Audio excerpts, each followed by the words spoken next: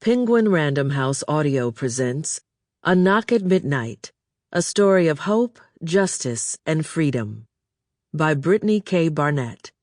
Read for you by Chilton.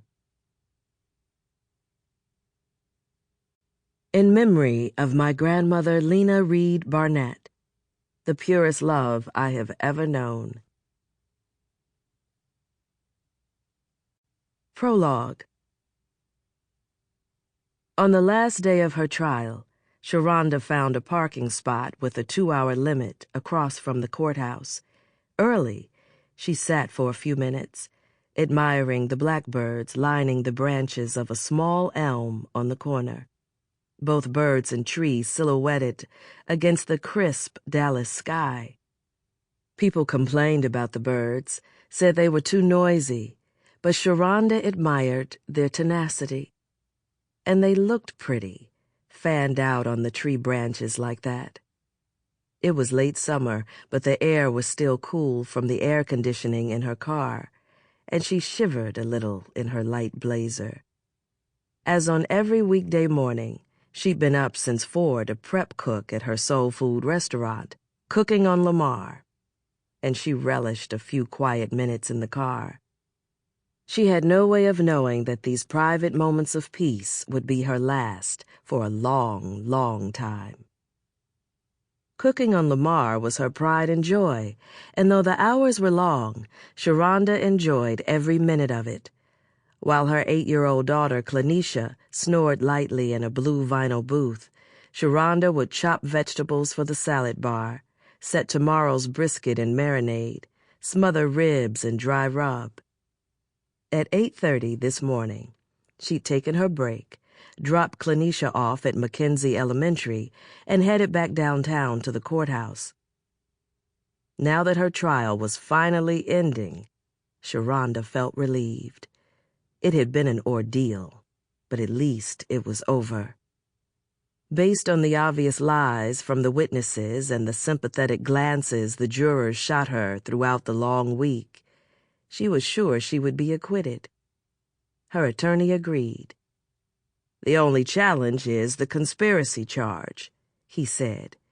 "Kind of hard to counter hearsay, and that's basically all they need." He shrugged. "I wouldn't worry about it too much. Based on this evidence, you're looking at probation. Worst case, 5 years. 5 years? Sharanda's eyes had filled with tears. In 5 years, her baby would be a teenager. No way she could do 5 years in federal prison. The lawyer patted her on the shoulder reassuringly. "Don't worry," he said.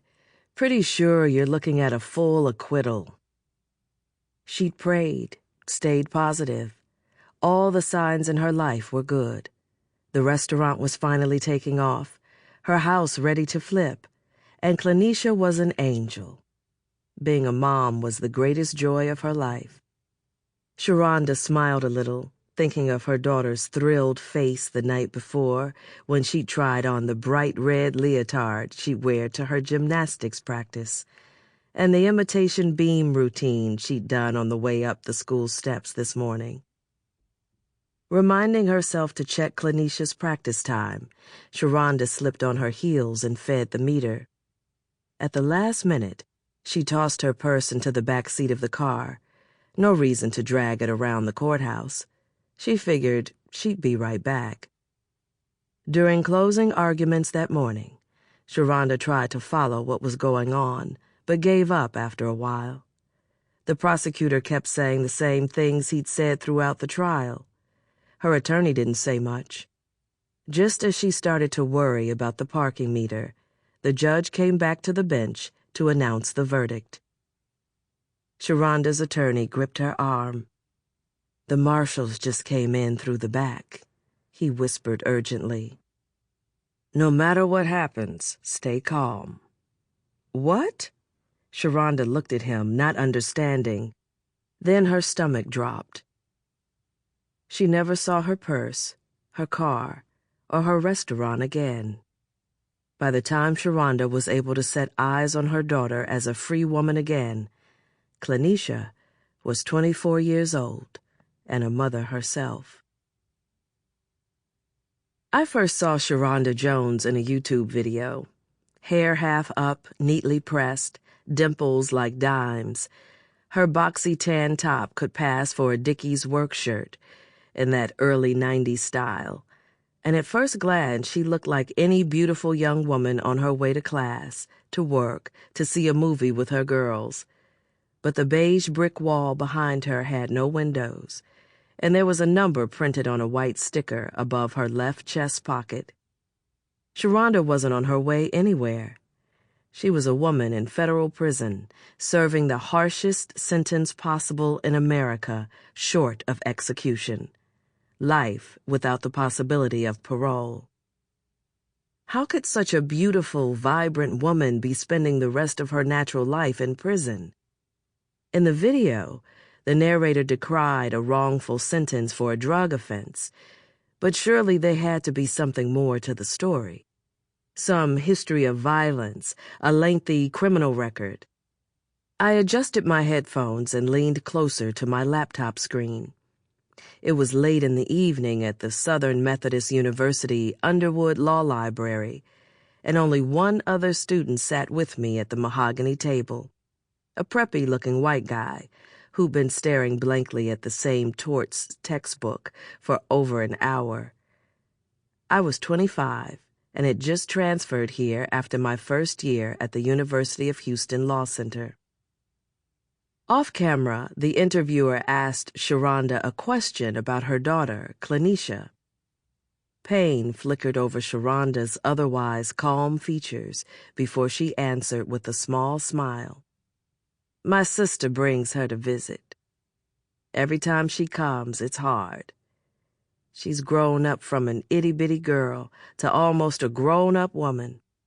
I only get to see her once a month. She paused to compose herself and continued, her voice full of pride and conviction. My dream is just to show up at her school. I know they gave me life, but I just can't imagine not being at her graduation. Her high school graduation. I just can't imagine me not being there. On screen, the camera zoomed for a close-up of the number on Sharanda's tan prison uniform, before panning back up to her face. My breath caught in my chest. I flipped my laptop shut and sat frozen in my seat. The torts student looked at me curiously as I fought back tears. I understood all too well the emotions I saw flickering across Sharanda's face as she spoke longingly of her daughter. I stared straight ahead, breathing deeply, and tried to shake the 7-digit number burning in my brain. 137-4671. It wasn't Sharanda's number that haunted me. Prison number 137-4671 was my mother. Part 1. Traveling. Black love is black wealth, and they'll probably talk about my hard childhood and never understand that all the while I was quite happy. Nikki Giovanni. Chapter 1. Dear Mama. Mama was always heavy-handed, and I was tender-headed. I'd sit between her legs on the worn, rust-brown shag carpet, separating my bare legs from the cool cement floor of our old wooden house in Fulbright, Texas, trying to hold in my protest as she dipped the brush in water to pull through my thick hair. Mama's hands, cool on the side of my head and ear, smelled of blue magic hair grease, and I relished the touch of her palm, even as I squirmed from the comb. "Hand me that barrette, Britt," Mama would say, and I'd reach into our pink hair box for the red one I knew she meant. Jasmine, or Jazz, as we called my little sister, would be dancing her carefree self around the TV, pantomiming the Tom and Jerry carnage playing out on the screen. Sample complete. Ready to continue?